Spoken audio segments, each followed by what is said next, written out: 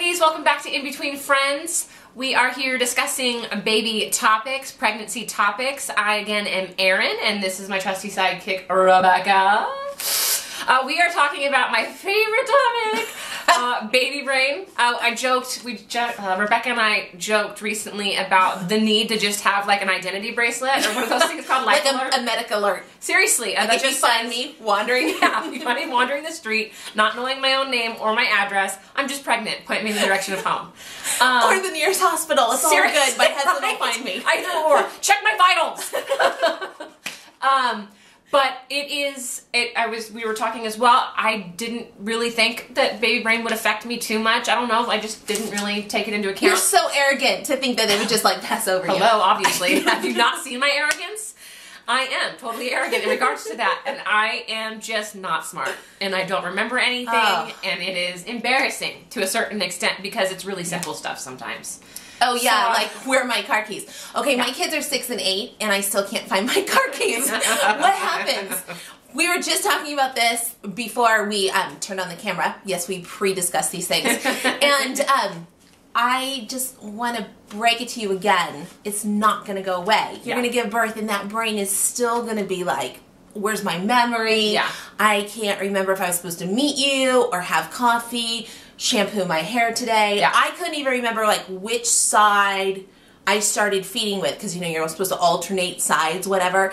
And I literally had to wear a bracelet, and then the next time I shifted the bracelet to the other hand, because you're just it's just chaos. See, but that makes more sense to me, is not having a brain due to the chaos that you're involved in. Not having a brain while you're sitting on a couch just cooking babies. It's just like, really? Like, why can't I get this through my head? So first and foremost to remember is you're going to lose your brain. You don't be arrogant like me and think it's not going to happen. Prepare for it. And then also prepare for the fact that it's going to continue when the babies are there, right? So we've got 2 tips for you.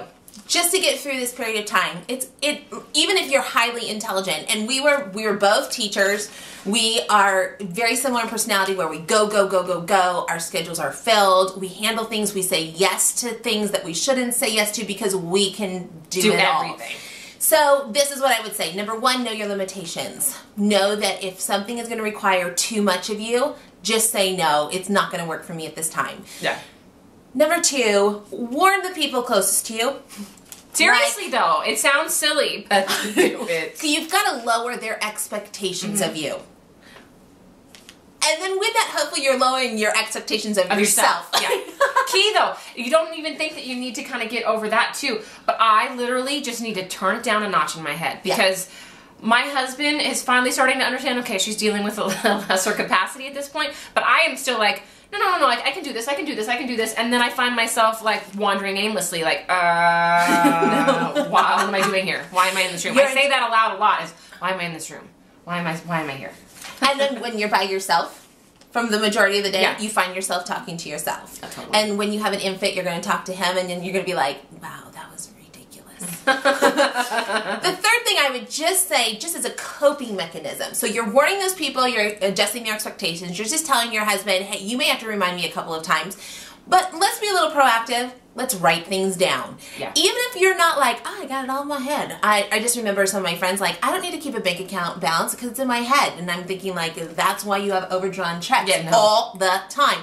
Write it down. If you make an appointment, write it down. If you create a password for yourself on some account that you need to remember, write it down. You should see my house at this point. There are lists everywhere. Grocery lists, to-do lists. I mean, really, like thought lists. I mean, just everything is written down at this point because I realize if I don't, I won't remember it. I really won't, and you won't either. No. At a certain point. No, and super cheap supplies at even like the dollar store. That you're like, I can't afford a notebook. You can afford a $1 notepad. It'll even have your pretty initial at the bottom of it.